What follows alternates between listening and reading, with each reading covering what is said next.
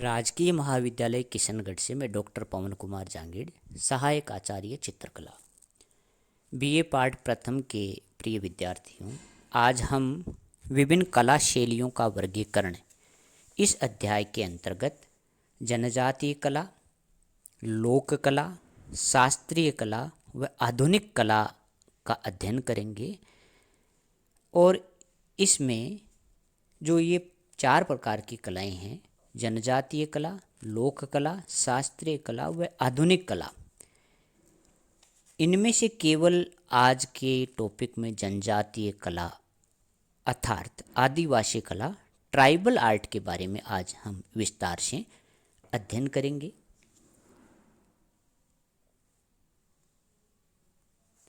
जो जनजातीय कला है अर्थात आदिवासी कला, ट्राइबल आर्ट, इसके अंतर्गत हम चित्रकला एवं मूर्तिकला, उनके आदिवासियों के संगीत एवं नृत्य, उनके मौखिक साहित्य के बारे में विस्तार से बात करेंगे।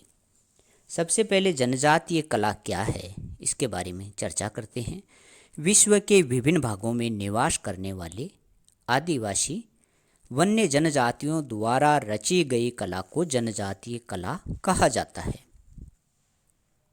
प्राय निग्रो अफ्रीकी मूर्तिकला, अमेरिकी वन जातियों तथा विश्व के अन्य भागों में निवास करने वाली जनजातियों के द्वारा रची गई कला को आदिवासी कला या जनजातीय कलाएं कहा जाता है। विश्व के इन सुदूर स्थित विभिन्न भागों की निवासी जनजातियों के द्वारा रची जाने पर भी इन कलाओं में मूलभूत एकता दिखाई देती है। जैसे कि यदि देखा जाए तो विश्व की सभी जो जनजातियां हैं, जिनकी जो लोक कलाएं हैं, जिनकी जो कलाएं हैं, जनजातीय जो कलाएं हैं, उन कला में एक समानता हमें देखने को मिलती है कि सभी में ज्यामितीय आलेखन और चित्रों में जो प्राकृतिक प्रतिरूपण है वह आदिवासी कला के सार्वभौमिक तत्व के रूप में सभी आदिवासी कलाओं जो कलाएं हैं उनमें हमें देखने को मिलती है। शहरी सभ्यता से दूर वनों में निवास करते हुए भी कला की दृष्टि से जनजातियां अपना एक विशिष्ट स्थान रखती है। इन जनजातियों ने अपने पर्यावरण तथा भौगोलिक स्थितियों से प्रेरणा ग्रहण की। इसी कारण आदिवासी कला की रचनात्मकता में प्रकृति प्रदत्त सामग्रियों को ही कला निर्मिति के साधन के रूप में प्रयोग किया जाता रहा है। जैसे कि लकड़ी, मिट्टी, खनिज पदार्थ, धातु, बांस इत्यादि। इन्हीं जो प्रकृत पद्धतियाँ जो सामग्रियाँ हैं उन्हीं को ये लोग कला निर्मिति के साधन के रूप में अपनाते हैं। इनकी अपनी ही एक संस्कृति, अपना समुदाय, अपने ही कानून व्यवस्थाएं और नियम होते हैं। इनके जीवन में कम से कम आवश्यकताएं रहती है, जिनकी पूर्ति अधिकांशतः जंगलों की संपदा के उपयोग से हो जाती है। इन्हीं प्रवृत्तियों पर आधारित उनके उद्योग, कलात्मक उपकरण व कलात्मक वस्तुएं व यंत्रों का विकास हुआ। इनके रीति रिवाज व परंपराएं भी इसी वातावरण की ही देन है। सामूहिक स्तर पर रची जाने के कारण ही प्रत्येक देश की आदिवासी कला में हम उनकी जातीय विरासत को सुरक्षित पाते हैं। जिस प्रकार जैसे कि भारतीय जनजातीय कला में वृक्षिका चिन्ह की प्रचुरता हमें देखने को मिलती है, जो नारी और मानवीयतर प्रकृति के साहचर्य को निरूपित करती है। इसी प्रकार यदि देखा जाए तो स्पेन की यह नर वृषभ युद्ध कथा रूढ़ी वहाँ के आदिम समाज के धार्मिक अनुष्ठानों से उत्पन्न हुई। ऐसे ही चीन में इस प्रकार के उनके जो हैं, उनकी जातीय जो विरासत है वह सुरक्षित है। इसी प्रकार विश्व के विभिन्न प्रांतों में पाई जाने वाली इन आदिवासी संस्कृतियों में काफ़ी हमें समानता देखने को मिलती है। भारत में अधिकांश जनजातियां उत्तरी प्रदेशों जैसे राजस्थान, आसाम, मिजोरम, मणिपुर, मेघालय या मध्य प्रदेश, नागालैंड, त्रिपुरा आदि प्रदेशों में निवास करती है। और इसके अलावा गोवा, दमन, लक्षद्वीप में भी जनजातियां निवास करती है। जनजातीय लोग कला की वस्तुओं का उपयोग धार्मिक उत्सवों, निजी वस्तुओं की सजावट तथा मृत आत्माओं पूर्वजों की याद में स्मारक इत्यादि बनाने हेतु करते हैं। इस प्रकार जनजातीय कला का जो उद्देश्य है वह धार्मिक तथा धर्मनिरपेक्ष दोनों ही रहा है, साथ ही शुद्ध रूप में कलात्मक भी रहा है। इनका जो उद्देश्य है वह है। तो जो जनजातीय कला है, आदिवासी कला है, इसके अंतर्गत हम पढ़ेंगे, हम अध्ययन करेंगे उनकी चित्रकला व मूर्तिकला, उनके संगीत, नृत्य एवं मौखिक साहित्य के बारे में बात करते हुए आगे बढ़ेंगे। तो सबसे पहले हम लेते हैं चित्रकला एवं मूर्तिकला। आदिवासी लोगों में होली, दीपावली और नवरात्रि पर्व विशेष उल्लास के साथ मनाए जाते हैं। इन अवसरों पर घरों में भित्ति चित्रों की रचनाएं की जाती है। इसी प्रकार आदिवासी या जनजातीय समाजों की धार्मिक मान्यताओं और जाति समूह की पहचान के रूप में गांव की सीमा पर लगाए जाने वाले गण चिन्हों की अपनी विशेषता होती है।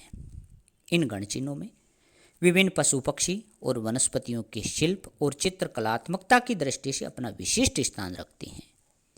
इसी प्रकार जनजातीय कला का एक रूप अंगालेखन गोदना है, जिसे स्त्री व पुरुष अपने शरीर के विभिन्न अंगों पर बनवाते हैं। भारत के विभिन्न प्रांतों में विभिन्न जनजातियां निवास करती है। इनमें से कुछ विशिष्ट जनजातियां जैसे गोंड, संथाल, भील तथा नागा जनजातियां अपने देवी देवताओं का प्रतिनिधित्व पत्थरों, मिट्टी तथा आकारहीन लकड़ी के टुकड़ों से करती है। इसी के साथ ये जनजातीय लोग दीवारों, दरवाज़ों, बर्तनों व वस्त्रों, आभूषणों, कोड़ियों आदि पर भी ये लोग चित्रकारी करते हैं। कोरापुट तथा गंजम की शोरा जनजाति में दीवारों पर चित्र बनाने की प्रथा है। ये लोग पूर्वजों या मृतक की स्मृति में उनके चित्र दीवारों पर अंकित करते हैं और मानते हैं कि इससे वे प्रसन्न रहते हैं। मोड़िया तथा गोंड जनजाति के लोगों में सिर पर सींग लगाने की प्रथा है, जिन्हें अनेक प्रकार के चित्रों व रंगों से तथा कोड़ियों से सजाया जाता है। ये जनजातियां अपने हथियारों को भी सजाती है। टोडा जनजाति में मिट्टी के बर्तनों पर विभिन्न प्रकार की चित्रकारी के प्रमाण मिलते हैं, जिन पर मानव व पशु पक्षी की आकृतियां चित्रित की जाती है। मध्य भारत की माड़िया जनजाति के लोगों के सिर का पहनावा एक विशेष प्रकार का होता है, जिन पर सींगों को चित्रित करके पहना जाता है। उड़ीसा की ज्वांग जनजाति में कंघी का आदान प्रदान लड़के लड़की को विवाह के बंधन में बांधता है। संथाल जनजाति में विवाह डोली पर चित्रकारी व सजावट उनकी जनजातीय कला का जीता जागता प्रमाण हमें देखने को मिलता है। बस्तर की मूड़िया जनजाति के लोग हाथी, घोड़ों आदि पशु व मानवाकृतियों की मूर्तियां बनाकर देवताओं को अर्पित करते हैं। समुद्र तट के निकट रहने वाले गंजम के मछेरे मृत व्यक्तियों की अत्यंत सुंदर कब्रें बनाते हैं, जो कि चित्रकारी से भरपूर होती हैं। नागा जनजाति के लोगों की चित्रकारी में यथार्थता की झलक हमें देखने को मिलती है। ये लोग शिकार के चित्र बनाते हैं। आदिम जातियों में भय, अंधविश्वास, कौतूहल एवं आनंद के परिणाम स्वरूप व्याधि उपचार स्वरूप टोने टोटके और तंत्र मंत्र आदि का उद्भव होता है। इससे संबंधित प्रतीक चिन्ह, चित्र व मूर्तियां आदि का निर्माण जुड़ा हुआ है। जैसे मृतकों के चित्र उन्हें प्रसन्न रखने हेतु तथा उनके सम्मान में बनाए जाते हैं। बीमारी को दूर करने, फसलों के अच्छे होने की कामना आदि विषयक चित्र भी अनेक जनजातियां बनाती हैं। सोरा जनजाति के लोगों की घरों की दीवारें लाल रंग की होती है तथा उन पर सफ़ेद रंग के चित्र बनाते हैं। ये चित्र किसी कहानी का उल्लेख करते हैं और अज्ञात जगत की आत्माओं का उल्लेख भी चित्रों में किया जाता है। सोरा जनजाति की यह कला पूर्ण रूप से धार्मिक अंधविश्वास से जुड़ी हुई है। राजस्थान में निवास करने वाली जनजातियां प्रमुख रूप से भील, मीणा व ग्रासिया जनजाति है। राजस्थान की इन जनजातियों में हर्ष, शोक, व्याधि एवं प्राकृतिक विपदा से सुरक्षा के उपाय के रूप में अनेक प्रकार की विचित्र एवं सृजनात्मक आकृतियां बनाई जाती हैं। व्याधि के कारण बनी रचनाओं में ओकानोका, ओकागुणा, ओकाबावशी आदि नामों से संबोधित की जाने वाली आकृतियां बनाई जाती हैं, जो अधिकतर चेचक की व्याधि के उपचार के रूप में बनाई जाती है। ये आकृतियां लेटी हुई, खड़ी हुई या उल्टे सिर की होती है। इन जनजातियों का ये विश्वास होता है कि उल्टे सिर की आकृतियां बनाने से व्याधि स्वयं कष्ट पाकर रोगी को मुक्त करके चली जाएगी। इस प्रकार का इनका विश्वास होता है। आदिवासियों में धार्मिक पूजा पाठ का महत्व नहीं होता, किंतु ये लोग आत्मा के अस्तित्व में अधिक विश्वास रखते हैं। इसी उद्देश्य से आदिवासियों में अपने पूर्वजों के स्मारक पट या स्तंभ, जंत्र आदि अनेक प्रकार के समाधि स्थल बनाए जाते हैं। जहाँ ये आदिवासी घर बनाकर रहते हैं, उन घरों के बीच एक लकड़ी का स्तंभ बनाया जाता है, जिसको टोटम स्तंभ कहा जाता है। इस पर बुराइयों को दूर रखने वाली और नज़र से बचाने वाली आकृतियों को खोदा जाता है, जो पशुओं या मानवाकृति के रूप में होती है, और इनके साथ हथियार भी बनाए जाते हैं। राजस्थान में होली, दीपावली व विवाह आदि शुभ अवसरों पर इन जनजातियों में भित्ति चित्र बनाने की प्रथा है। ये जो आप चित्र देख रहे हो, मोरिया और खजूरी, इसी अवसर के प्रमुख चित्र होते हैं। जो ये आप सामने चित्र देख रहे हो, ये चित्र राजस्थान के आदिवासियों में मिट्टी की भित्ति पर बने चित्रों के अतिरिक्त पकाई गई मिट्टी व कच्ची मिट्टी के पात्रों पर अलंकरण का विशेष महत्व है। ये मृणशिल्प कहे जाते हैं। यहाँ मिट्टी की बनी कोठियाँ जो ये देख रहे हो और सोहरियाँ इस दृष्टि से कलात्मक अभिप्रायों के अस्तित्व के प्रमुख आधार हैं। ये है जो कोठी है, ये अनाज के लिए उपयोग में ली जाती है। कोठियाँ और सोहरियों को गोबर मिश्रित मिट्टी से बनाया जाता है। इनके ऊपर विविध प्रकार के अलंकरण किए जाते हैं। ये आदिवासी इन कोठियों में, जो आप चित्र में देख रहे हो, खाद्यान्न और अनाज आदि का संग्रह करते हैं। इन कोठियों में छोटे छोटे स्थान बना दिए जाते हैं। इनमें से सोहरियों को चूल्हे के पास रखा जाता है, जिनमें खाद्य सामग्री का संग्रह किया जाता है, और इन पर प्रमुख रूप से मोर, खजूरी, अश्वारोही, चांद, सूरज, मानवाकृति आदि आकृतियाँ बनाई जाती हैं। अब हम बात करते हैं आदिवासियों के संगीत एवं नृत्य की। जनजातीय समाजों में संगीत तथा नृत्य का अत्यधिक महत्व रहा है, जो जनजातीय जीवन के अभिन्न अंग है। अनेक धार्मिक एवं सामाजिक पर्वों के अवसरों पर जनजातीय स्त्री पुरुष एवं बच्चे एकत्रित होते हैं और संगीत व नृत्य का आयोजन किया जाता है। जनजातीय कविताएं, उनके गीत एवं कला ही उनकी संस्कृति के अस्तित्व को बनाए हुए है। अनेक धार्मिक व सामाजिक पर्वों पर प्रत्येक जनजातीय परिवार का सदस्य संगीत और नृत्य में भाग लेता है। आदिवासियों में स्त्रियों का सामाजिक स्तर ऊंचा होता है। परिणाम स्वरूप नृत्य व गीतों में पुरुषों के साथ साथ बराबर सक्रिय रूप में ये महिलाएं भाग लेती है। अनेक जनजातीय समूहों में नृत्य के अवसर पर ही प्रेम बंधन स्थापित हो जाते हैं, जो कि बाद में विवाह बंधन में परिणित हो जाते हैं।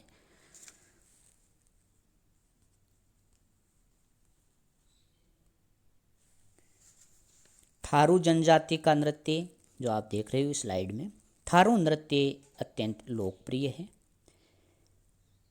ये थारू नृत्य की स्लाइड है, आप इसमें देखिए। इसी प्रकार गोंड जनजाति का कर्म नृत्य तथा असम की जनजातियों का बिहू नृत्य, ये बिहू नृत्य की स्लाइड है, अत्यधिक लोकप्रिय होने के कारण ये प्रसिद्ध है। इसी प्रकार युद्ध नृत्य का भी अनेक जनजातियों में प्रचलन है। उराव, खड़िया आदि जनजातियों में शिकार नृत्य का भी विशेष प्रचलन देखने को मिलता है। राजस्थान के आदिवासियों में होली, दीपावली और नवरात्र पर्व विशेष उल्लास के साथ मनाए जाते हैं। होली के अवसर पर सुप्रसिद्ध गेर नृत्य, ये जो आप देख रहे हो गेर नृत्य, और इसी प्रकार रक्षाबंधन के दूसरे दिन नवरात्रि तक एक अन्य सुप्रसिद्ध नृत्य गोरी खेला जाता है। इस प्रकार ये राजस्थान के आदिवासियों के कुछ नृत्य हैं। अब हम बात करते हैं उनके मौखिक साहित्य के बारे में। जनजातीय समाजों में कल्पित एवं दंत कथाओं को नाटक के रूप में भी प्रस्तुत किया जाता है। समस्त ग्रामवासी एक बाड़े में एकत्रित हो जाते हैं तथा संगीत एवं नृत्य के साथ ये नाटक भी खेलते हैं। नाटक के अतिरिक्त इन जनजातीय समाजों में कहावतों व पहेलियों का भी प्रचलन देखने को मिलता है, जो कि इनके सांस्कृतिक धरोहर के रूप में मौखिक रूप से पीढ़ी दर पीढ़ी चली आ रही है। इस प्रकार ये इनके मौखिक साहित्य के बारे में है। वस्तुतः विश्व की समस्त ललित कलाओं का मूल यही आदिम और आदिवासी कला है जिसे अपने अपने स्थानीय क्षेत्रों में सुरक्षित रखने की आवश्यकता है, क्योंकि इन्हीं पर ही इन जनजातियों का अस्तित्व निर्भर है। आज नगरीकरण व औद्योगिकरण के फलस्वरूप इनकी मौलिकता का ह्रास हो रहा है। आवश्यकता इस बात की है कि इनके कला के अस्तित्व को हमें बनाए रखना है, बनाए रखा जा सके, इस प्रकार के प्रयत्न करने चाहिए। इस प्रकार जो आज का जो अध्याय है विभिन्न कला शैलियों का जो वर्गीकरण है, उसके अंतर्गत आज हमने जनजातीय कला अर्थात आदिवासी कला के बारे में जाना है। अगले वीडियो में हम जो लोक कला है उसके बारे में चर्चा करेंगे। धन्यवाद।